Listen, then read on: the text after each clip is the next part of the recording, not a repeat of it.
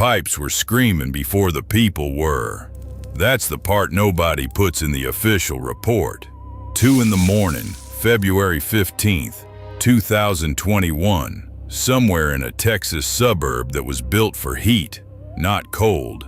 And inside the walls, the water lines are groaning like something dying slow. A family 2 streets over has their car running in the attached garage, engine idling, heater on, because the house is 40 degrees and dropping and nobody told them what that decision actually costs. Meanwhile, on a screen in Austin, the grid operator's dashboard still says rotating outages. Brief, manageable.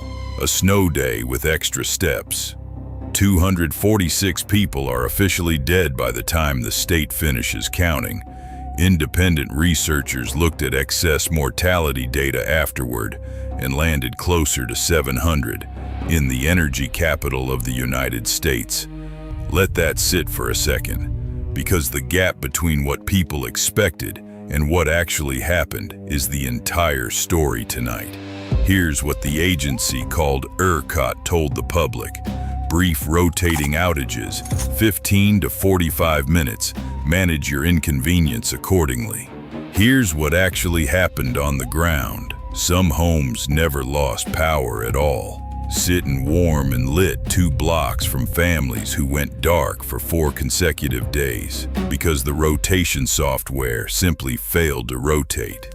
And here's the number ERCOT didn't advertise at the time. They came within 4 minutes and 37 seconds of a total cascading grid collapse, not a blackout. A collapse that could have taken months to recover from, not days.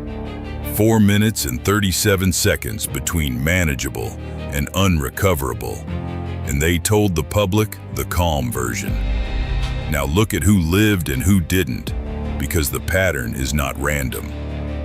The dead largely died from carbon monoxide poisoning, cars and generators run in garages or half-cracked doorways for warmth, or from hypothermia in homes that sat below 40 degrees Fahrenheit for 60 hours or more.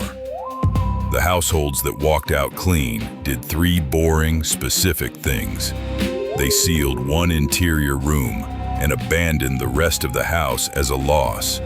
They filled the bathtub with water before the freeze hit, not after. And they treated the state's calm messaging as a lie to plan around, not a promise to lean on. That's the whole difference, not luck. Preparation time before the crisis, not during it. Let's do the arithmetic, because vibes don't keep you alive and neither does hope. An uninsulated Texas home, built for air conditioning, not for holding heat, drops to outdoor adjacent temperatures within 6 to 10 hours of losing power.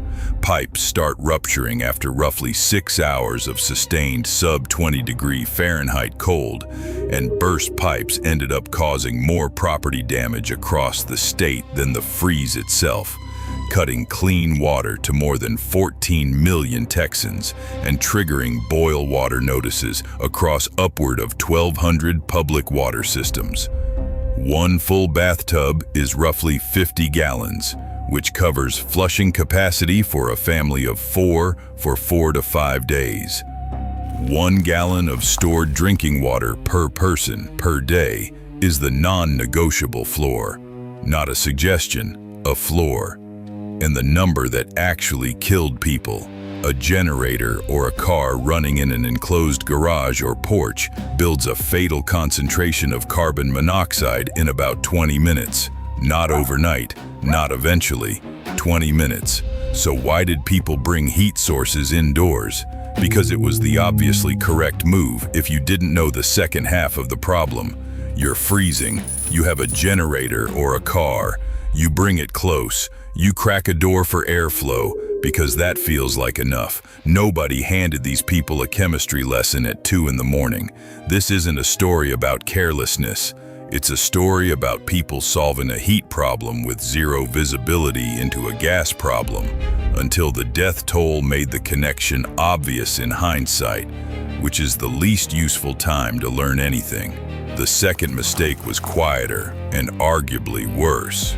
Waiting for an official. This is serious signal before acting, when that signal was never coming, because the agency in the room was managing a public relations narrative about grid stability, not broadcasting a public safety warning. Those are two different jobs, and only one of them was actually being done.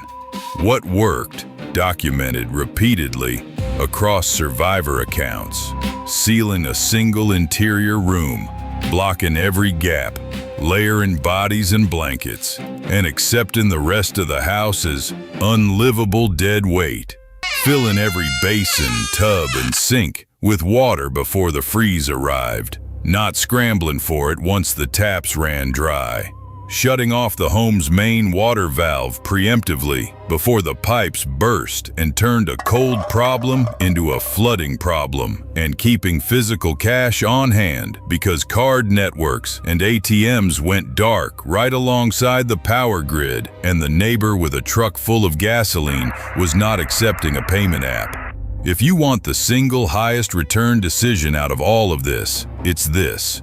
Treat any severe freeze warning as a full grid failure drill, regardless of what the utility's dashboard says, because the utility's incentive is to sound calm, not to be accurate. Concretely, store 72 hours of water before the first freeze warning drops, not after.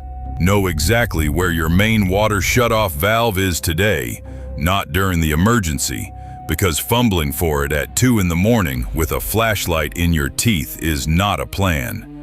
And any source of combustion heat, generator, grill, camp stove, car engine, stays outdoors, full stop.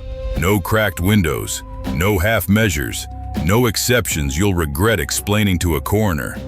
Here's the part that should actually bother you. This didn't happen in a wilderness, a war zone, or some collapsed economy you can comfortably distance yourself from. It happened inside insulated suburban homes in the 9th largest economy on the planet, run by a grid operator that told the public everything was under control 4 minutes and 37 seconds before it very much was not. Your house, right now, tonight, is operating on the exact same assumption that the lights stay on, that the water keeps flowing, that the people managing the system will tell you the truth before it's too late instead of after. I'm not telling you that to scare you. I ran the math on this one a long time ago, and I'm frankly a little tired of being right about it. Read the incident report, fill the bathtub, find the valve. That's not paranoia, that's just literacy. Welcome to the Wasteland, darling, where the jukebox never dies. Just a little music for the journey underneath these endless skies.